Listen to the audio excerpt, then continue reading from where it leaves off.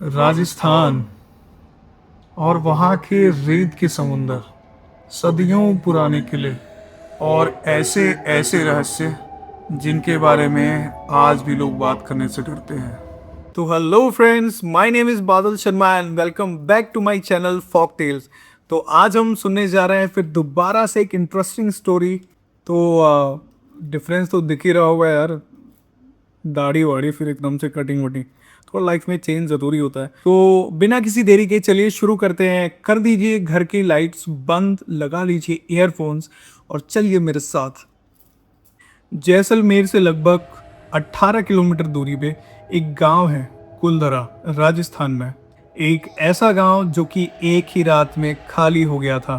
कहते हैं वहाँ रहने वाले हजारों लोग अचानक ही गायब हो गए। किसी को पता नहीं है कि वो कैसे गायब हो गए। आज तक हजारों बार खोजे हुए, सब कुछ ढूंढा गया, लेकिन किसी को पता नहीं है कि वो लोग आखिर गए तो गए कहाँ।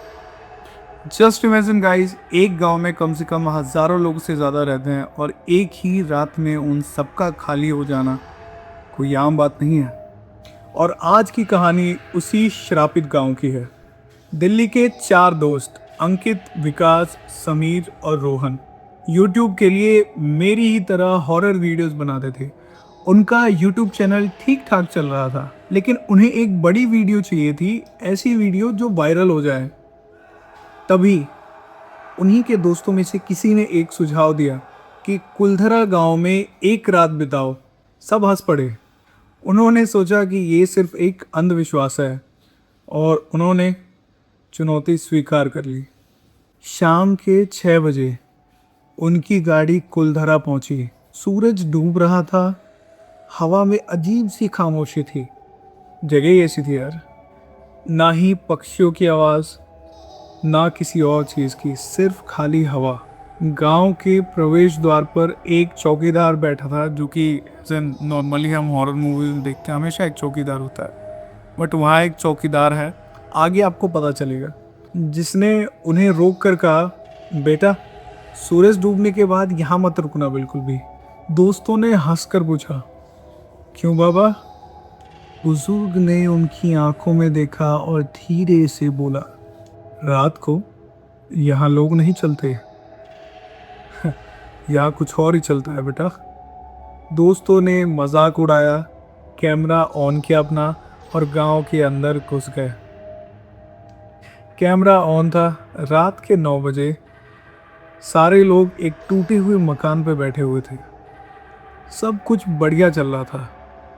तभी समीर ने पूछा, विकास कहाँ है? सबने इधर उधर देखा। विकास गायब था। विकास थोड़ी ही देर पहले उन्हीं के पास बैठा हुआ था, उन्हीं के साथ बैठा हुआ था, लेकिन अब वो नहीं मिल रहा था। टॉर्च की रोशनी ऑन करके वो सारे उसे ढूंढने निकल गए।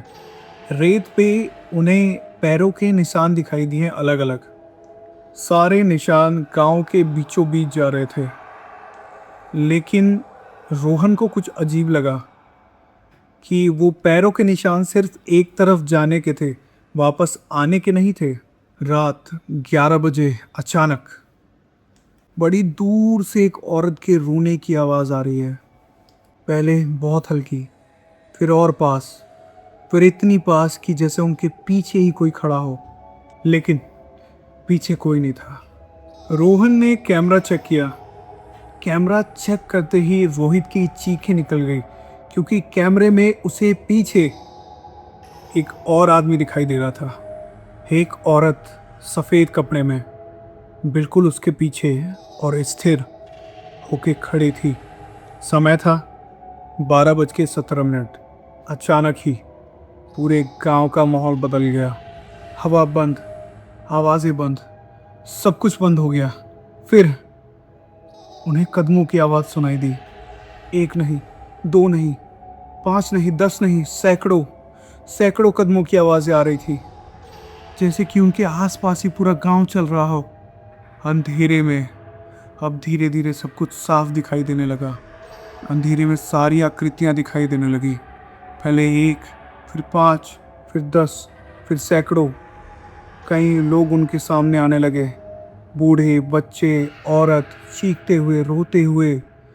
कुछ शांत खड़े थे, लेकिन किसी का चेहरा नहीं था, सिर्फ काला अंधेरा। उनके चेहरों पे सिर्फ काला अंधेरा था। अचानक उन्हें विकास दिखाई पड़ा, उसी गांव के पुराने कुएं की तरफ।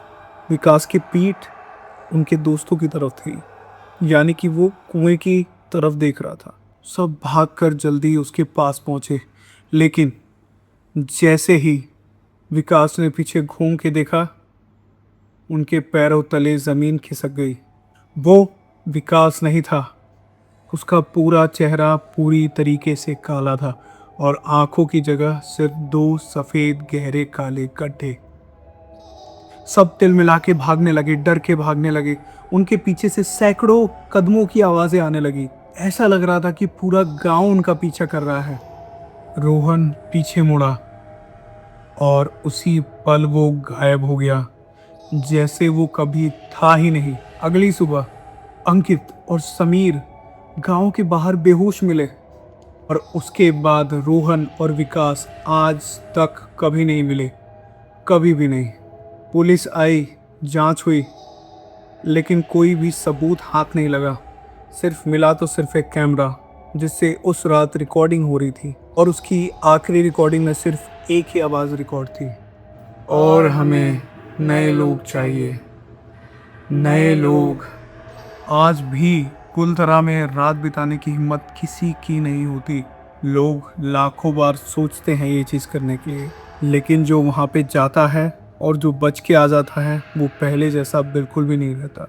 या तो वो मानसिकता खो देता है अपनी, या तो उसे ऐसी चीज़ें दिखाई देने लगती हैं जो उसने आज तक कभी देखी ही ना हो। अगर तुम कभी राजस्थान जाओ और कुलधरा में कोई तुम्हें रात बिताने को बोले, तो एक बार नहीं 1000 बार सोचना दोस्तों। तो thank you so much guys, thank you so much for watching this video. ऐसी ही मज़ेदार कहानियां मैं आपके लिए लाता रहूँगा।